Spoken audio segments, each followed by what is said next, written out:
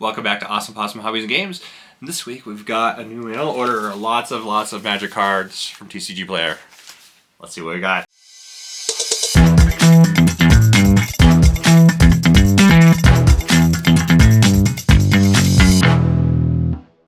So here we go, a big pile of mail from TCG Player Associates. I got a bunch of cards to show off this week, so let's get to it. And magically, boom! So here are the cards. There's approximately 45 cards. The price for these were about $60. And average price for them, there was a few cards that were 30 cents, a few of them were 20 cents, a couple were a couple bucks. There's one that really stands out, being rather expensive, being $31.70. We'll stop on that card when we get there. Let's go ahead and start going through the list. Wand of the World Soul. 1 white, 2 colorless artifact. When it enters the battlefield, tapped, and then it taps, choose white, and or next spell you cast this turn has Convoke for a tap ability. That's kind of interesting. Don't know when I'm going to be playing that card yet, but we'll see. Next one is an enchantment. Smuggler's Share. 1 white, 2 colorless. At the beginning of each end step, draw a card for each opponent who drew 2 or more cards this turn. Then create a treasure token for each opponent that had 2 or more lands enter the battlefield under their control this turn. This card's interesting. There's lots of different ways of forcing people to, or having people opting to be able to draw cards or put lands into play. So let's go ahead and we'll see where that card goes. Next card is Kidder Boond.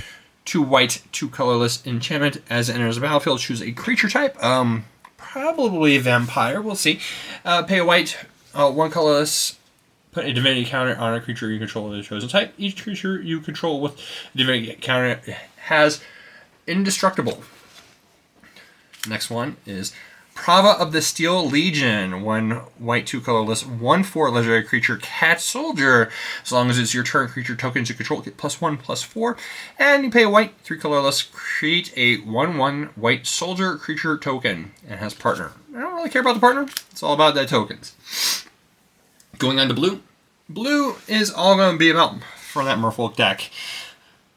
2 blue, 2 colorless.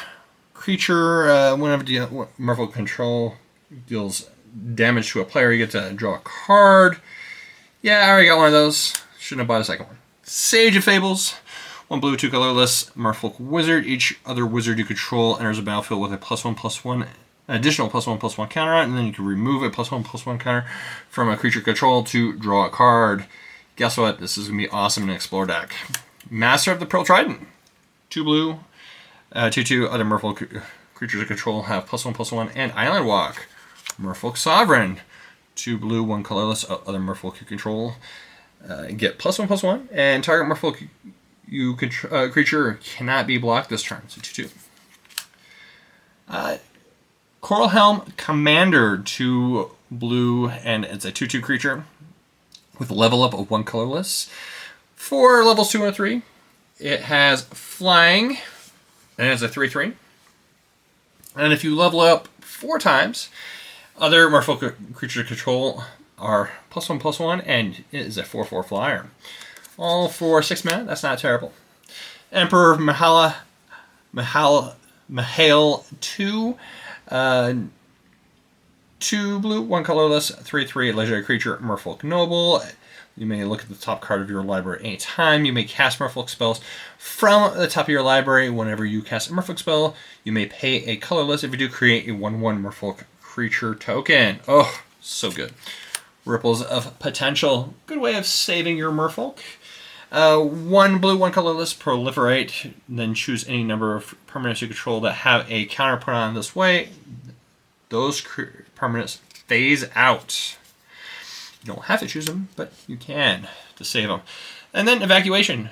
2 blue, 3 colorless, instant. Return all creatures to their owner's hands. Great for keeping tempo. If your opponents throw out their entire hand, it's time to put everything back. Protection Racket. 1 blue, black, 2 colorless. Enchantment. At the beginning of your upkeep, reveal the following process for each opponent in turn order. Reveal the top card of your library that reveal the top card of your library. That player may pay life equal to the card's mana value. If they do, exile the card. Otherwise, you get to put it in your hand. Cool. Damn, this card is awesome. 2 black, sorcery, destroy target creature. A creature destroyed this way cannot be regenerated. And then you can overload it by paying the overload cost. And it destroys all creatures. Comes around the god.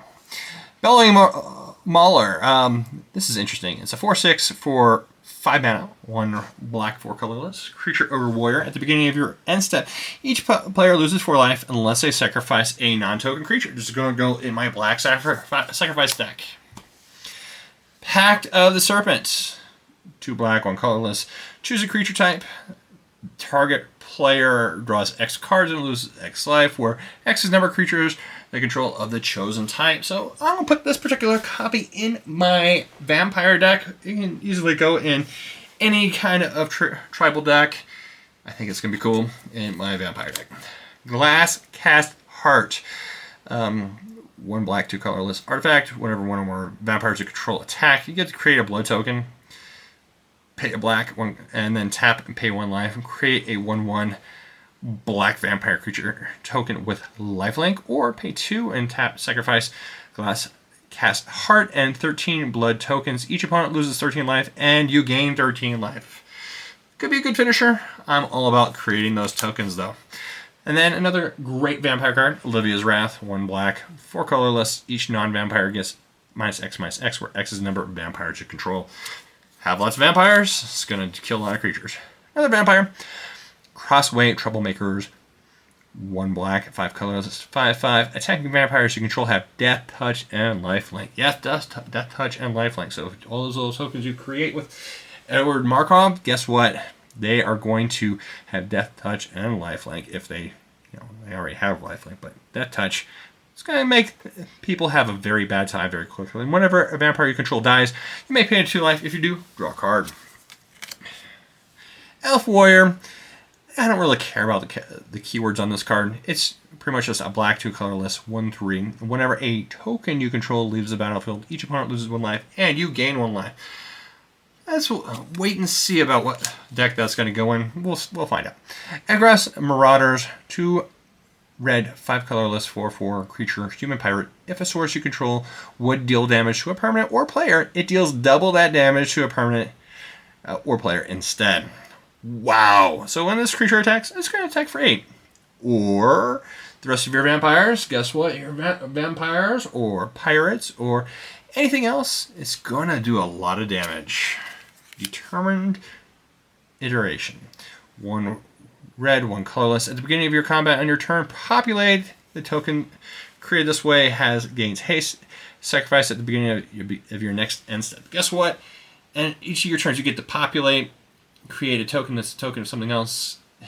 This can get out of control really fast. Next card is Indulge. I got a couple copies. 2 different decks. I don't know which. I think one's going to go in the red, white, green creature token deck, and I don't know where the other one's going to go yet. But whenever creature you control attacks this turn, create a 1/1 green-white citizen creature token that's tapped and attacking. And then the second part of the card, Access. 1 red, 1 colorless, sorcery Aftermath. Create a treasure token for each creature you control that dealt combat damage to a player this turn. So you're able to get a lot of mana going real fast, and then it's going to create a lot of tokens. Zerzoth, Chaos Rider, 1 red, 2 colorless, legendary creature devil, 2/3. Whenever an opponent draws their first card each turn, if it's not their turn, you create a 1/1 red creature devil token this turn with whenever this creature dies, it deals 1 damage to any target.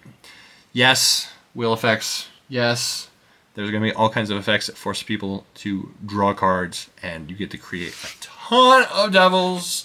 And then whenever 1 or more devils you control attack 1 or more players, you and those players each draw a card and then discard a card at random. So more ways of making more devils.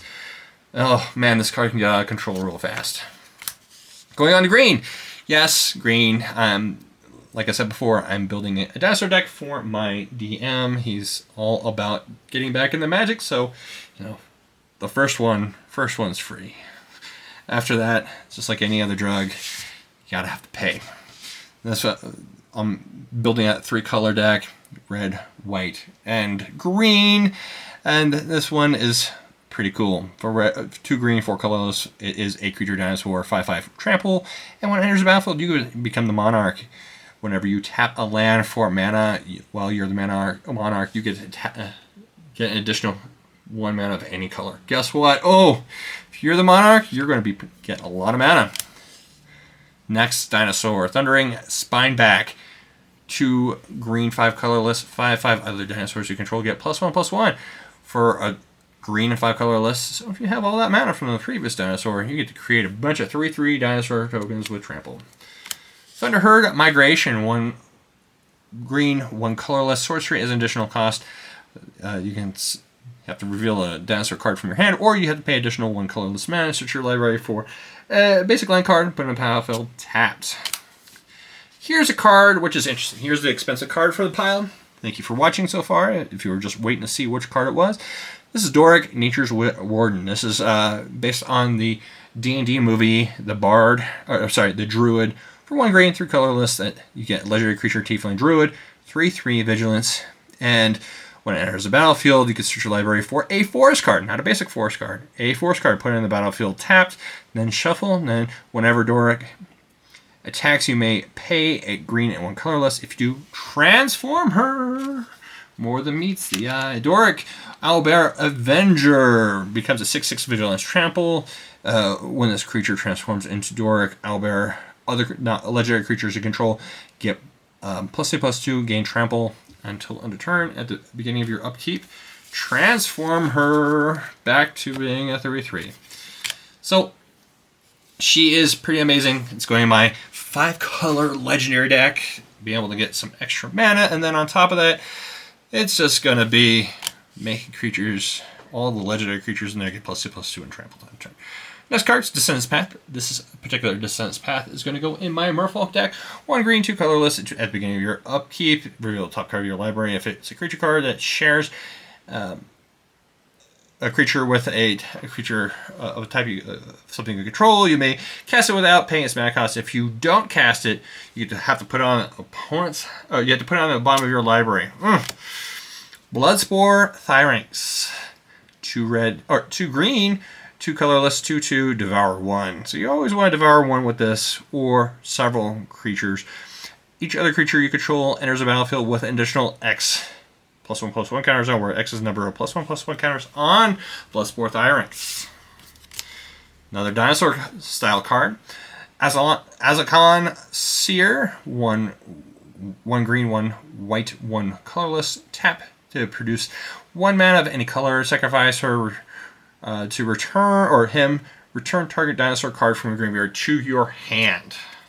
And then Zakama Primal Calamity. Yes, this card's been released previously, but right now you can get these for dirt cheap. They were going for $10, $13, $15 a while ago. Now that it's been reprinted a couple times recently, this card's now down to $2.30 when I picked this up. This is a 9/9 Vigilance Trample for 1 green, 1 white, 1 red, 6 colorless, and when it enters the battlefield, if you cast it, you get to untap all lands you control, and then it has 3 different abilities. 1 red, 2 colorless, deals 3 damage to target creature, or 1 green, 2 colorless, destroy target artifact or enchantment, or 1 white and 2 colorless. You get to gain 3 life. Wow, so much is happening on that card. It's a big beat card. Here's another Merfolk card for a Hull of Clade. 1 green, 1 blue, 1 colorless. You can pay a blue and a colorless, tap it, double the number of each kinds of counters on target artifact or creature or land. With Explore mechanic, you're going to be putting a lot of counters on 1 or 2 cards. Guess what? You can make more. Hackable of the Surging Soul. I've already gone through and read this card for the previous order that happened last week. So if you want to take the time to read a card or look it up online, you can. No reason to go over it again because it's an amazing Merfolk card. Roram Chargers. 1 white, 1 red, 2 colorless, 4/4. You may exert Roarm Chargers as it attacks. It won't untap during your next untap step. So, you tap it to show it's tapped, or you exert it by flipping it like that. So next turn, tap it, and then the following turn you get to untap it, which is great. Whenever you exert a creature, reveal cards from the top of your library until end of turn. Until you reveal a equipment card, put that card on the battlefield, attach to that creature, then put the rest of them on the bottom of your library in random order. Guess what? This is going in my equipment/aura deck, and that's a great way of getting all of those awesome equipments in play. King Nafra's Betrayal, 1 black, 1 blue, 1 colorless. Each player mills 4 cards, and you may exile a creature card or planeswalker cards from each graveyard. So not just yours, or one opponent. You can do it from everybody's.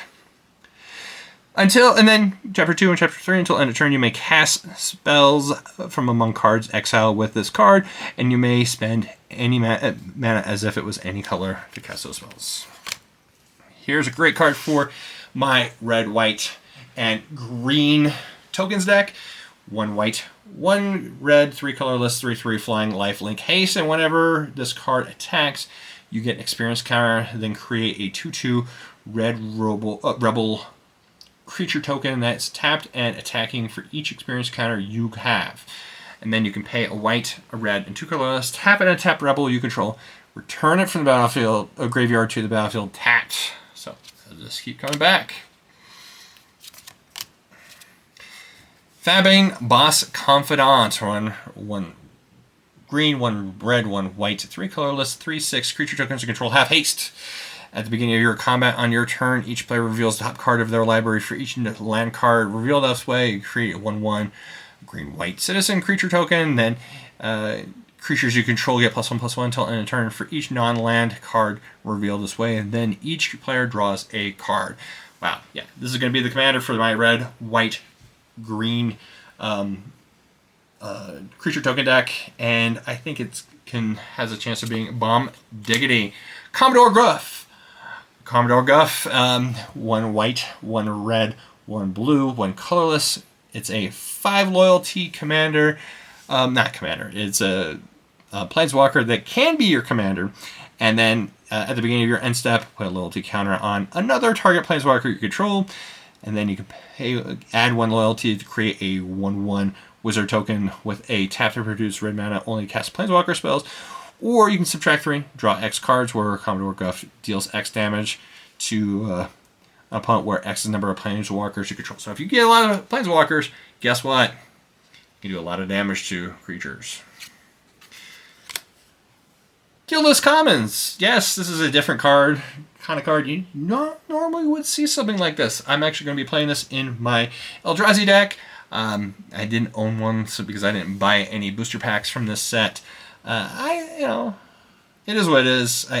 Having to spend 20 cents plus having to spend, some shipping and handling, it's a pain in the butt. But sometimes it's better not to buy packs. It's better just to buy singles, even though it's an uncommon. Most likely I could have got it in 2 or 3 packs, but you never know. It could have been a dozen packs before I saw a single copy. So it's just cheaper to buy singles.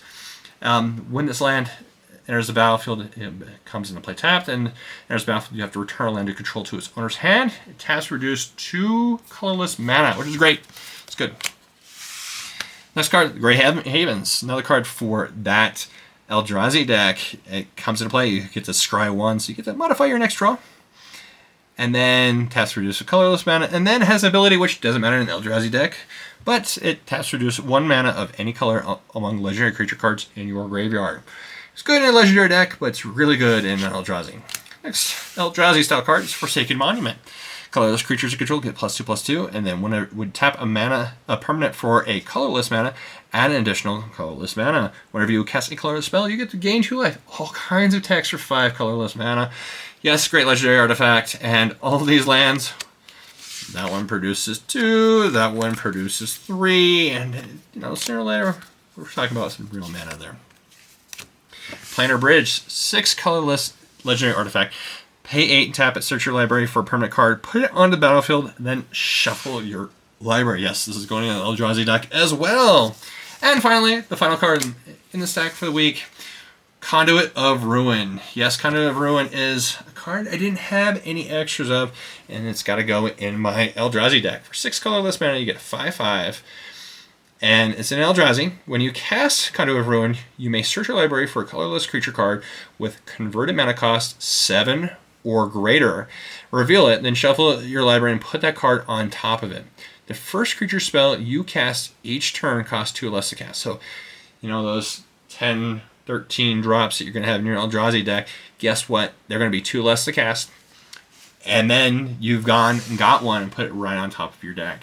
So playing this card, when you have 6 mana, next turn you have the first spell you're going to cast is going to, you're able to drop an 8 or 9 drop easily on turn 4 or 5 or 6.